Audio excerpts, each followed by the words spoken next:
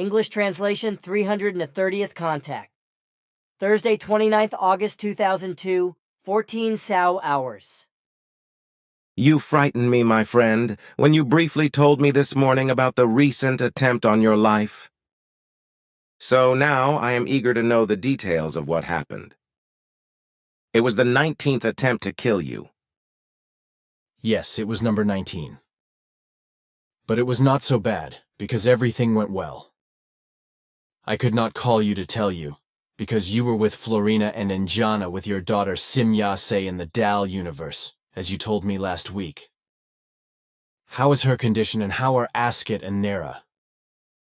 They are all well, and I am to send you greetings and good wishes from them. But now let me know what has happened. It might be easier if you check the monitoring disk. I will do that, but you know that we can only do limited checks. Yes, I am aware of that. But still, it would probably be easier if you could retrieve the incident from the monitoring disk, if it was even registered. There will be a record at least of your swinging waves, as well as those who were involved in the whole thing, like Silvano, Patrick, and Madeline, as you said. But there will be no record of the trigger-happy person, because they are only recorded in certain matters with the group members, but also only in a limited measure and not for private purposes. You know that privacy must be respected. But now please tell us. Good. Actually, it all started at 14:10 hours last Monday, the 26th of August, when I had just arrived at the end of the shed, because I wanted to go to the greenhouse to see Lutz. Just passing the entrance of the hall, a wine-red car from Schmidrudi came and stopped at my place. On the driver's side, the window was open, and the dark-clothed driver said in broken German, "Good day, Mr. Meyer. May I look at the center with my wife?" Next to him actually sat a woman, but unlike the man, she was wearing very light-colored clothing. And since nobody was present except Lutz and me, I said yes to the two, whereupon the man explained that he would park his car at the biotope at the front of the parking lot, and then go and have a look at everything. Afterwards, the two drove away while I waited and thought it better that maybe I should be there when they look at the center. When after 10 minutes of waiting the two were still not back, I went to the front, but found them neither at the big car park nor at the small one. And since Renata Koenig had just came with her son and with a wheelbarrow full of bush boxes from Schmidruti to pile them up in the biotope as I had allowed her to do, I asked her if she had seen the wine-red car with the two occupants. She answered in the affirmative and explained that the car had turned around in Schmidruti and driven away up the hill. This seemed very strange to me, which is why I was so worried, while somehow a somewhat uncomfortable feeling rose up inside me and would not let go. In the evening then, it was just 18:45 here, I was standing in the garage parking lot with Silvano, absorbed in a conversation, when I saw a dark-clothed man at the rear turning area near the rubble silo, who immediately disappeared when he saw that I had seen him. Silvano immediately ran to ask the guy what he wanted. But he had disappeared without a trace, so Silvano returned without having achieved anything. At 18:55 we both were at the porch of the entrance at the center and watched a magnificent large cross spider, which had made a big net and just wrapped a moth and then ate it. And when I looked over Silvano's shoulder backwards to the children's swing, there was the dark-clothed man again, who dived away again when he saw that I spotted him. Silvano and I rushed off immediately, but again the man had disappeared without a trace. My uneasy feeling from the afternoon, which was still inside me, continued to grow, and somehow I worried whether danger might threaten once again.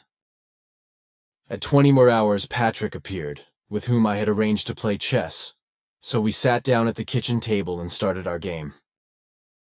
It was exactly 20:55 hours when I heard a noise behind the house that sounded as if a stone had been thrown at the cement wall. So I got up from my chair, said what it might have been, and left the kitchen to look. Going to the yard lamp, I looked to the left first, and when I was about half a meter away from the lamp, I looked towards the Russian caravan. At that moment, I saw a dark figure kneeling next to the chicken yard fence and in front of the caravan, and there was a strong cracking pain in my back, which made me wince and jump to the right side. At the same moment, I saw a fire lance shooting out from the dark figure, and practically at the same time I heard a strange bang at the cottage house. Of course, I immediately jumped behind the house wall into the kitchen door, where I almost collided with Silvano, who came running out and asked if I had been shot at, which I answered in the affirmative. He ran up and got his rifle while I got my pistol and loaded it, after which we searched everywhere for the shooter, but we could not find anyone else in the dark. About 20 minutes later, Silvano searched the walls of the cottage house and the aluminium ladders hanging from them for a bullet hole, and found one in the plastic window. It obviously came from a bullet with a caliber of 6 millimeters. He and Freddy, who in the meantime had also joined the team, searched for a good half an hour, after which Freddy found part of a lead bullet. That is all, except maybe that we noticed that the hole in the target was just above my head height, so it was obviously my head that was being targeted for a ventilation hole. At least that is how I see it. Which you are probably right about. Anyway, I will try to get to the bottom of this as far as I can, and of course I will inform you about it. Have you notified the police? No, because I think that would be absurd, because first of all, it would only cause unnecessary trouble. I know that for sure. One is only suspected of a crime or the like oneself and treated as a criminal. I once experienced this when I was a witness when one of my acquaintances was found to have committed suicide. I was interrogated for hours in Zurich, imprisoned and suspected that I had something to do with the death of the woman. That taught me never to report to the police again, no matter what happened. And if the police are already working in this discriminatory and questionable wise, then it is extremely questionable whether, firstly, something could be cleared up by them, and secondly, this would be extremely stupid because the story would be published in various newspapers. This, in turn, would perhaps have the even greater consequence that certain crackpots and sectarians could get the idea of blowing out my lifelight, which has already been attempted by sectarians, as you know. On the other hand, however, we would certainly be so overrun by sensationalists here in the center that we would hardly be able to defend ourselves against them. So first let some weed grow over the story. About 2 or 3 months. Then it is no longer interesting even for the sensationalists when I openly say what is happening, because by then the sensation has long since faded and is over. And once again assassination attempt no. 19 on the 26th of August, 2002, 20:55 hours. On Monday, the 26th of August 2002, I returned to the center in the evening at about 1840 hours from a civil defense exercise that I had to complete for a whole week. The military provided me with a military Ptaah all-terrain vehicle for this time, which I now parked on the parking lot near the garage and equipped with material for the next day. Still busy at the vehicle, Billy walked up to me and we got into conversation. He told me about a strange visit he had in the afternoon. A tall, strange couple had arrived at 1410 hours in a wine-red car in front of the Remise building, greeted him with Mr. Meyer, and asked if they could visit the center. Billy told them that they could already look around, but that there was no one there to look after them. So they wanted to leave their car in the front parking lot near the biotope, but they never came back. Billy wondered about this and asked if anyone had seen the people in question. He received confirmation from Renate Koenig from Schmidruti that they had left the center and were driving up the road toward Sitzberg. We continued talking about one thing and another, with my back towards the back hillside, and saw how Billy suddenly looked over my shoulder at 1845 HRs. Then he said that he had just seen a dark-clothed man disappearing in the bend at the back of the rubble silo, only visible for seconds. The quick disappearance of the man caused me to run down to the bend and take a look. But nowhere did I find any sign of a man. After a short search, I went back to Billy and we decided to pay more attention because the behavior of the observed man seemed quite strange to us. 10 minutes later, it was just 18:55 HRs. We both stood in front of the house and looked together at a big cross spider, which was just eating a moth, while the beautiful and big spider's web glittered in the evening sun. One more time I stood with my back to the garage when Billy looked over my shoulder again and shouted, "Now the guy has shown up again." However, Billy had only briefly seen his upper body next to the somewhat distant children's swing, where apparently the same man had reappeared and also disappeared again immediately. Again I spurred off, together with Billy, and again we searched in vain for tracks in the man. After a long and fruitless search, we decided to keep a very close eye on the surroundings. I did some more work, took a shower before I retired for meditation. When I returned to the kitchen at 20:35 HRs, Billy and Patrick were playing a game of chess at the kitchen table. I watched them for a while and also made myself a coffee. It was 20:55 hours when I went to the fridge to get some coffee cream, when Billy asked what was going on outside, and he hastily left the kitchen through the back exit, obviously startled by a noise, which I had not heard myself because I was in the back room of the kitchen at that moment. Seconds later, a rifle shot rang out, which sounded like a small caliber weapon. Running to the kitchen door, I tore it open and almost collided with Billy, who was rushing back up the stairs into the kitchen. I hastily asked him, had he been fired at again? He said, "Yes, the Russian trailer." So I went to my room to get my artillery and checked outside, while Billy went to get his gun too and came out armed. 1 minute later, we searched the center's area thoroughly for the cowardly assassin, armed with a lamp, pistol, and rifle. After half an hour of unsuccessful search, we stopped the action and retreated into the house where Patrick and Madeline were standing at the corner of the house looking out for us because they had also heard the shot. Billy told us that he had noticed a shadow in the light of the chicken yard lamp in front of the Russian caravan and immediately moved to the side, and at the same moment saw a fire lance from a gun, and at the same time heard the sound of a shot. He probably owes his life to his quick reaction. Later, Freddie joined us, and together we searched outside for ballistic traces, such as a bullet casing, a bullet hole in the house wall or something, and a possible bullet. We also found the bullet hole, but not in the wall of the house, but in the plastic pane of the carriage house, in front of which Billy had stood at a distance of about 6 meters at the court lamp. Later, Freddie and I did indeed find the deformed projectile, which was clearly a small caliber bullet. This was now the 19th unsuccessful attempt on Billy's life, and I myself witnessed 6 of them directly.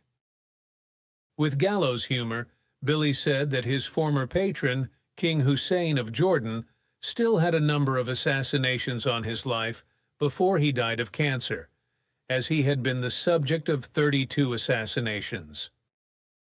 We can only hope that peace will return in the near future. Silvano Lehmann, Switzerland. Once more again. At the present time, at the beginning of the 3rd millennium, it is unfortunately still the case among Earth humans that various powers are looking for manners in which to destroy truth and real enlightenment with primitive means of violence, as was already the case in earlier and earliest times, and has apparently still not found an end at the present time. This is also what happened on Monday, the 26th of August 2002, when another assassination attempt was made in the long, more or less successful chain of violent suppression of truth and destruction of truth, namely by a hitherto unknown party attempting to extinguish the life of Billy Edward Albert Meyer. Fortunately, this assassination attempt failed thoroughly, not least also thanks to Billy's caution and ability to react quickly. But what had happened? On the Monday in question, I, Patrick Chanot, had an appointment with Billy at 8 hours in the evening for a game of chess together in the center's kitchen. Even as we greeted each other, it seemed to me that Billy was somehow worried about something, and when I asked him about it, he only gave me an evasive answer. So I put the matter aside, and we could start playing chess.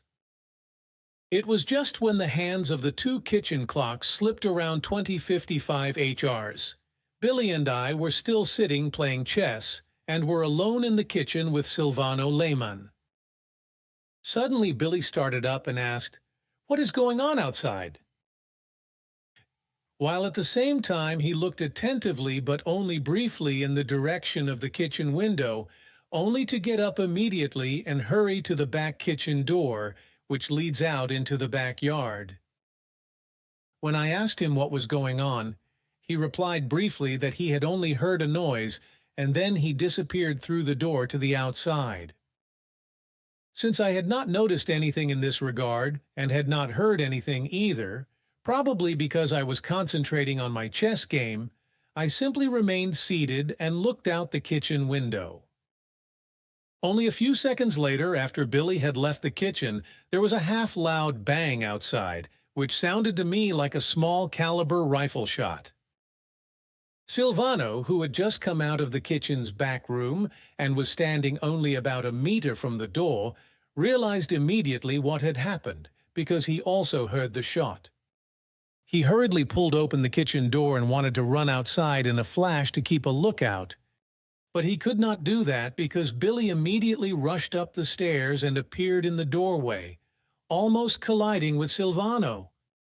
When Silvano asked if that was a gunshot we heard and if he had been shot again, Billy replied, quite out of breath, in the affirmative, and immediately added that he was going to get his pistol, while Silvano hurried into his room and came back with his gun. The three of us, additionally armed with a torch, left the kitchen and entered the backyard, where Billy showed us the spot where the shot had come from. He told us that after leaving the kitchen he saw a dark figure in its outline vis-a-vis the Russian caravan, in the shade next to the big fence that encloses the whole chicken enclosure, and immediately afterwards a lance of fire, the muzzle flash of a firearm, accompanied by a bang. When he saw the dark figure, he immediately backed away from the field of fire and ran back to the kitchen, where Silvano was about to leave. And the first sound he heard that lured him out of the kitchen, Billy went on to say, was most probably a stone that the dark figure had apparently thrown at the concrete wall on the north side of the house, probably in the evil hope that the noise it made would lure Billy out of the house, which proved to be the case, but fortunately without any serious consequences. After this brief description by Billy, Silvano, equipped with a rifle and a torch, immediately set out on the prowl and searched the nearer and wider surroundings of the center's grounds for this vile fiend, while Billy and I stayed near the house, searching and hoping to recognize or see something. A few minutes later, Madeleine Brugger joined us and asked what was going on, as she had also heard the shot from her room. Billy briefly explained the facts of what had happened, whereupon again, a few minutes later, a black car approached the center, parked in the upper center's car park, from which Simone and Stefan A. Rickauer got out, and we then joined them. Billy also let them in on what was happening. He added, however, that he had had a sinking feeling all day that something was wrong, because in the early evening, he and Silvano twice, within 10 minutes, observed a suspicious-looking and suspiciously behaving man on the center's grounds, who immediately made off after his discovery. After Billy's account, Silvano returned from his search and declared that he had not found or discovered anything or anyone, from which we concluded that the vile shooter and assassin had fled immediately after his shot, never to be seen again. So we went back to the scene and decided to look for the fired bullet, since it had probably hit somewhere after luckily missing Billy. After reconstructing the trajectory of the bullet, we searched the wall and window on the east side of the Cheshusli cottage house, which stands behind the apartment building, and found what we were looking for relatively quickly. In the double-glazed window, we discovered a smooth bore of a small caliber bullet, which led into the firewood storage room and in which, at a later date, Silvano and Freddie, who also joined us, actually also found the projectile. Well, what is there to say about this 19th attempt on Billy's life? In my opinion, only this. After a relative calm of about 4 years, the last 2 assassinations took place in 1998. We were actually of the opinion that the attitude of Earth humans had changed for the better to such an extent that the inglorious and primitive times of the vile assassinations were finally over, in which we were obviously a little mistaken. When will certain circles finally learn that the truth is also not to be eliminated by the most deceitful and malicious means, above all by violent means? Probably these dark elements will only gain the spark of realization when they have to realize that in the long run they will fare much better if, instead of working against the truth, they work for it and with it. Patrick Chanot, Switzerland. You might be right about that in every respect. That is what I think. Imagine the sensation if the newspapers said that UFO Billy or UFO Meyer was assassinated. Certain sectarians and evil enemies would start a howl of joy, while others, as long as the whole thing is still warm, would sensationally overrun us here in the center. But all group members and I can do without that. But let us talk about something else now, because I think that enough of the story is spoken. I have a question from a bulletin reader here. The so-called cosmic life energy, cosmic electromagnetic life energy, or simply cosmic electromagnetic vibrations, or cosmic electromagnetic energy, as another term is called in relation to cosmic life energy. What is meant by this and by electrosmog? And is it harmful or not harmful to humans, animals, and plants at all? I could answer the question regarding the cosmic electromagnetic energy of life myself, but I think it would be good if you would take a stand on this in connection with electrosmog and mobile phones, as mobile phones are called.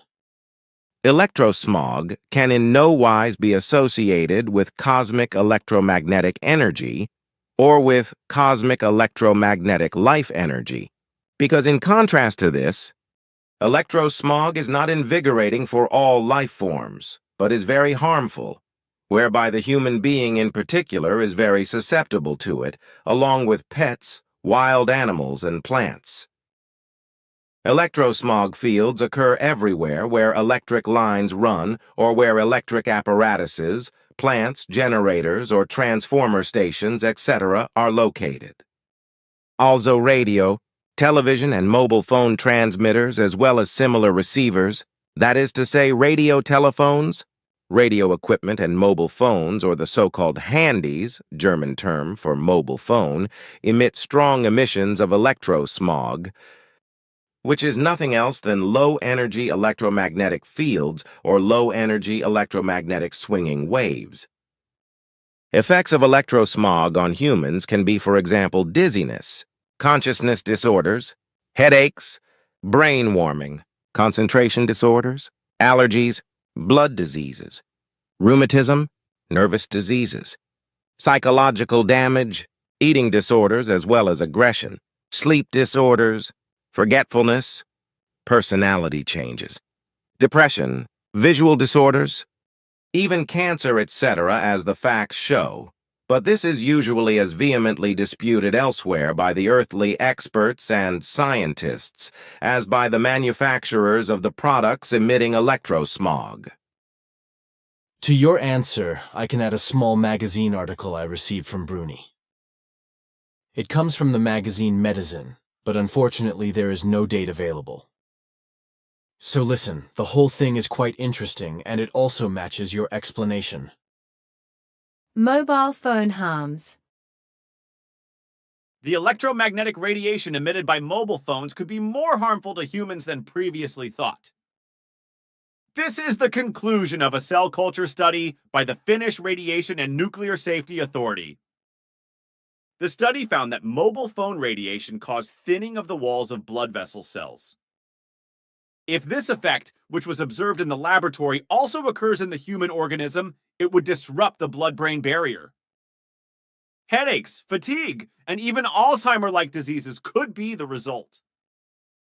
The electromagnetic radiation emitted by mobile phones could be more harmful to humans than previously thought. This is the conclusion of a cell culture study by the Finnish Radiation and Nuclear Safety Authority. The study found that mobile phone radiation caused thinning of the walls of blood vessel cells. If this effect, which was observed in the laboratory, also occurs in the human organism, it would disrupt the blood-brain barrier. Headaches, fatigue, and even Alzheimer-like diseases could be the result. Logical. But tell me, Ptaah, your father Svath told me when I was a boy that I should never have broken teeth rebuilt. He said that if a tooth is broken, the root of the tooth must be removed. Also, metal pins or other metal inserts should never be inserted into the teeth. Teeth whose nerve is killed should also be removed, etc., because dead teeth or remaining tooth roots would cause allergies and diseases in humans. Can you give me more details about this? And what about ceramic implants, if ceramic artificial teeth or ceramic pins are used? For my part, I have always followed Svath's recommendation and have done well. My father's explanation was good advice, because in fact, tooth roots of broken teeth can be just as dangerous to humans as metal pins or other metal parts inserted into the teeth. The same applies to teeth whose nerve is killed. Remaining roots of broken or dentally reduced teeth, which no longer contain a living nerve, and thus also teeth in which the nerve is killed, as you call it, can be just as dangerous to human health as metal pins and other metal inserts in teeth. Ceramic pins, ceramic teeth, or generally metal implants and ceramic implants are also generally not compatible for humans. Tooth implants and tooth inlays, etc., should only be done with an absolutely harmless plastic, which is absolutely harmless in every respect with regard to health damage. Teeth and tooth roots that no longer have a living or active nerve cause all kinds of allergies and diseases because each tooth root has many branched and filigree branches of various kinds that die, decay, and thereby produce and release dangerous toxins that can even have life-threatening effects. In minor cases, which is very common, ailments appear which can be extremely diverse, such as various allergies and eczema, but which under certain circumstances can be fatal over a longer period of time, as well as chronic diseases ranging from obesity, anorexia, constipation or diarrhea, headaches, nausea, and dizziness, to all kinds of pain which can manifest itself in all parts of the body. Further, other evils can also appear, such as rheumatism, hearing, vision, concentration and consciousness disorders, malignant blood count and personality changes, insomnia, forgetfulness, nervous diseases, ulcers, depression or aggression, anxiety, fatigue, chronic fatigue, digestive and walking disorders, as well as processes of poor wound healing and wound rot. Cancer can also be caused, along with other nasty symptoms of the disease. These are the same or similar things to electrosmog. So it is really the case that tooth roots of broken or otherwise reduced teeth, which have no living nerve, should be torn out and no metal pins or other metal inlays should be inserted into the teeth. Can metal inlays on the teeth, for example, made of gold, also be harmful? This may very well be the possibility, but does not have to be the case. This depends solely on the immune system of the person concerned. With a good immunity and tolerability, there are no disadvantages, but with a damaged immune system, poor tolerability results. However, this really only refers to external metallic tooth supports, but not to the fact that the metals are embedded in the tooth. That should be obvious. Then another question.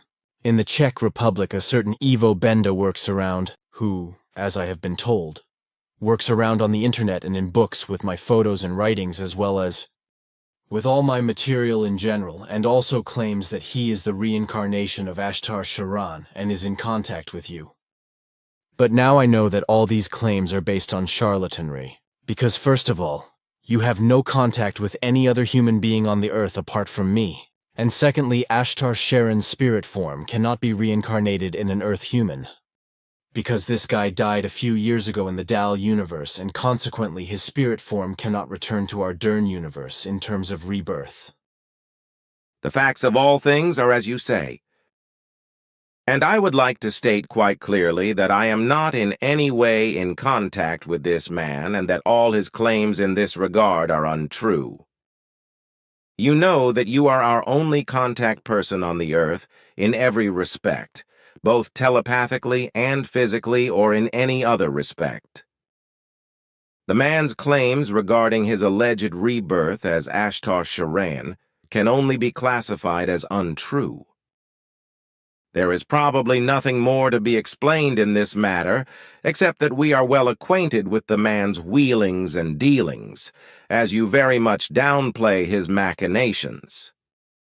I have been using the term maushalai, wheelings and dealings, for quite some time now, because one cannot be cited in court for it.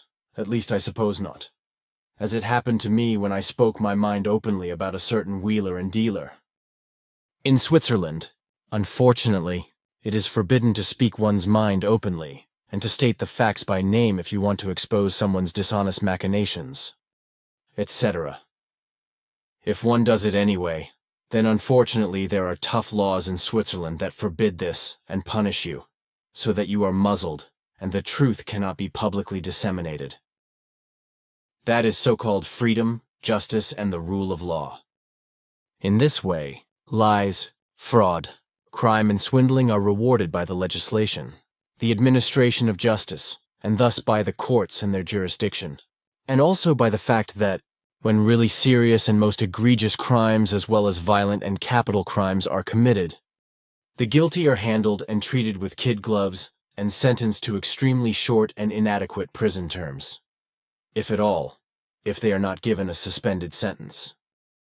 The greater and more serious the criminal act or crime, and the higher the professional, financial, or social position of the perpetrator, the more lenient the judgment of certain courts will be, and the lower the sentences and penalties will be, the more inappropriate and completely inappropriate and scornful of justice. This is in stark contrast to real justice, which is very often trampled underfoot, thereby giving effect to the principle, the little ones are hanged and the big ones let go.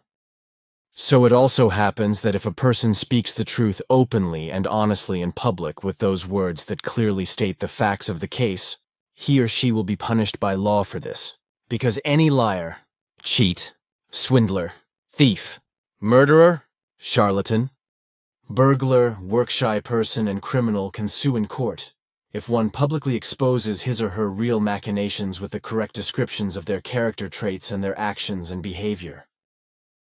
We have also noticed this fact, especially with regard to the so-called constitutional states. Misjudgments appear in such large numbers when innocent humans are sentenced to punishment, out of knowledge, or ignorance, or out of partiality of the courts or the alleged judges, while the guilty remain unmolested or are still being praised. If you look at the jurisdiction today, the injustice is exactly the same as it was during the time of the Inquisition, or how a dictator like Saddam Hussein handled it. So I have no choice but to paraphrase the real truth with a trivial word, so to speak, if I do not want to expect further court weather. Is that what you want? Perhaps I will be summoned to court again for what I have just said. When a so-called lawyer feels attacked and affected, although I have said everything only in relation to those whom it actually concerns. But surely only those will come forward who act in the mentioned wise, so then the principle applies. If it hits the dog, then it yelps. Therefore, every plaintiff will give themselves away. With this you have spoken a word of truth. We have also noticed many times that on the earth, justice is often not given to the honest and righteous, but to liars, cheats, thugs, swindlers, and other criminals. In particular, the real truth-tellers are frowned upon and hated by earth humans because they openly and harshly state the truth, which does not fit into the concept of many a self-righteous person, as you yourself once said. A fact that is extremely regrettable and contributes a great deal to injustice, but also to the foul insult and unjust punishment of the truth-bearers. This has been the case with earth humans since ancient times, and unfortunately it will remain so for a very long time. Only the truly honest, reverent, and worthy turn away from it and seek the way of true justice and true life. But now, dear friend, I have to get back to my tasks. And at 20th hours, we will be in touch again to work together on the contact corrections. Goodbye.